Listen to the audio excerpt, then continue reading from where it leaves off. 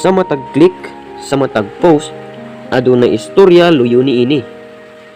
Usahay, usa lang kapulong, pero makapasakit na sa usa ka tawo.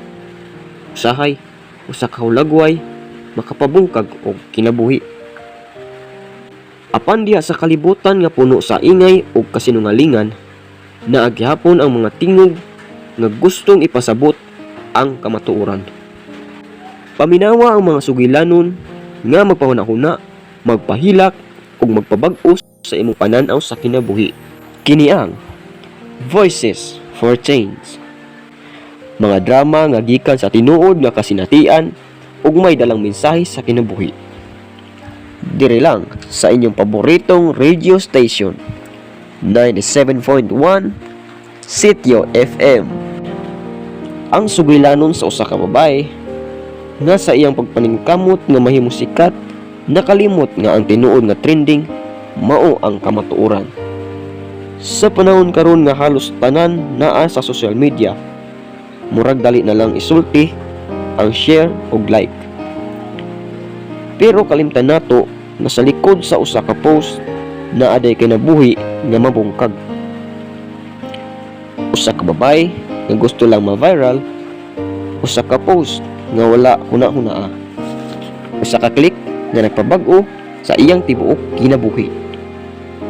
Kini ang Voices for Change, o karon paminawa ang sugilanon ni Kiara.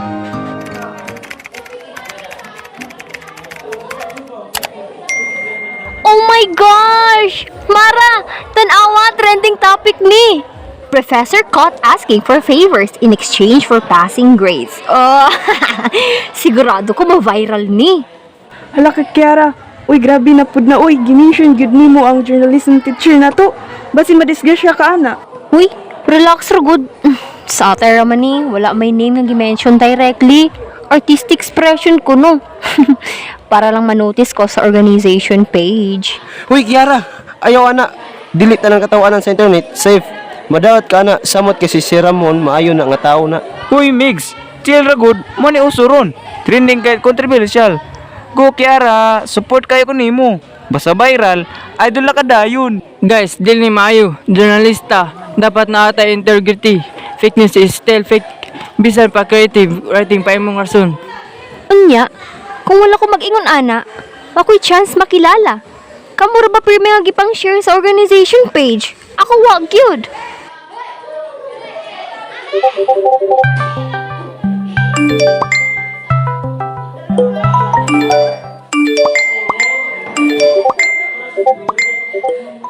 Wow, Kiara, tanawa, gishare na sa hundreds. Viral lagi.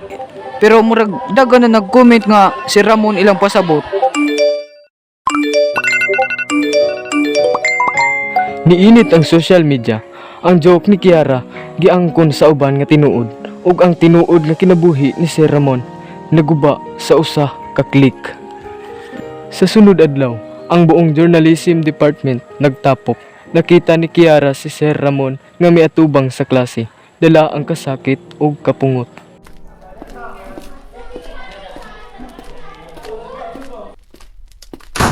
Miss Kyra, ikaw ba ang nagsulat anang article sa social media? Ako kuno na ngayo og pabor kapalit sa grado. Sir, wala man ko nagnalan sa imo ha. Opinion ra to. Satire lang ba? Wala ko'y tuyo nga madaot ka. Satire, imong satire. Nakabuak sa akong dungog. Nawala akong trabaho. Gisuspin ko sa board. Kabalo ko ayon sa epekto ani sa akong pamilya. Sir, wala ko nagtuong ngayong anak ka grabe. Kiara, responsibility nato ang truth. Kung unsa imong giser, mao ni imong pagkatawo sa journalism. Kiara, please, tanggalan na to imong post. Si Sir Ramon, nag-hospital tungod sa stress. Hospital? Ang saon ni na ako. Wala ko kabalo ngayong anak ka grabe. Sa ospital, si Kiara nagtindog sa gawas sa kwarto. Nagluha. Naghulat nga matawag siya sa doktor, pero si Tito Lito ang miabot.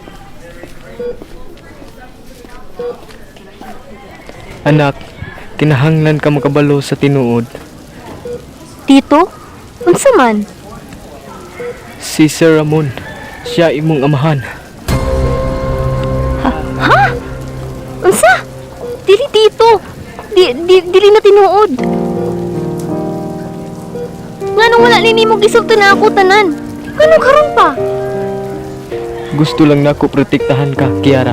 Wala siya kabalungan na siya ay anak. Pero maski wala siya sa imong kilid, gihigugma kaniya sa tanang paagi. Mao di ay sakit kaayo siya mo tan-aw na ako sa klase. Mao di ay murag pamilyar yung mga mata. Tito, ako mismong nagpakasakit sa akong amahan.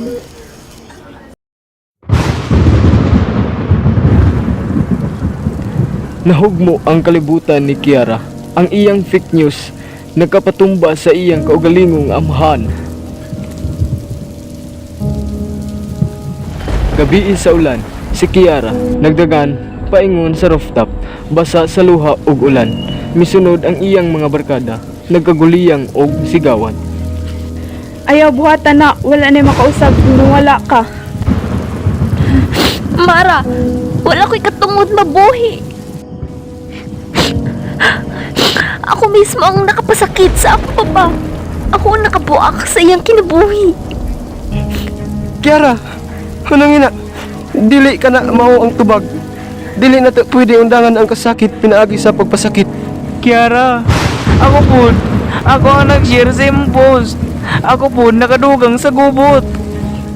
Ang tinod nga pagkatao nato, dili nato sayop.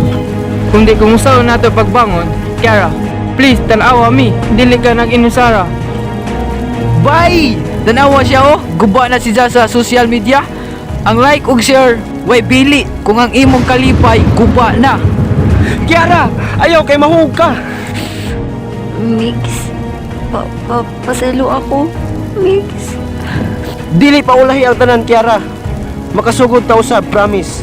Una-una nga maski usa ka click lang imong sayop, pwede pod usa ka click aron mabag-o ka. Didto sa ulan, naghinilakay silang tanan. Ang kasakit na usab ngadto sa paglaom. Paglabay sa usa ka bulan, naka-recover si Sir Ramon. Si Kiara nibalik sa journalism, karon naanay bag-ong tuyo. Ang social media, dili lang lugar para magpabida, kundi lugar para manghatag og kamatuoran. Ako si Kiara, ug karon nagsugod na ko usab sa tinuod nga journalism. Anak, proud kaayo ko nimo. Dili kay perfect ka, pero tungod kay natun-an nimo ang tinuod nga kahulugan sa responsibilidad. Salamat pa. Karon na ko nakasabot. Unsay pasabot sa truth will set you free. Ang internet dili lang para magpabida. Usa kini ka instrumento para ipakita ang kamatuoran ug kabuutan. Kini ang inyong programa nga ginahulat kada gabi.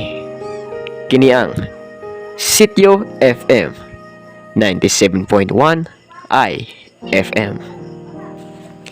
Think before you click. Kayang screen mawala ra. Pero ang kasakit nga imong nahatag, dili. Sa kalibutan nga dali ra kaayo mo husga, dali ra pud ta makalimot nga sa likod sa screen aduna di ay kinabuhi nga masakitan. Ang usa ka click pwede makapasikat, apan pwede pud makabuak ug kasing-kasing. Ang usa ka post pwede magpatawa, apan pwede pud makadaot og pamilya. Mga higala, dili tanan nga trending tinuod ug dili tanan nga tinuod kinahanglan i-post. Busa sa dili pa ka mo click, hunahuna una kay base ng imong joke karon maoy luha sa uban ugma. Kini ang inyong Papa Lemuel sa Berdaga News FM Bohol nga nag-ingon, think before you click.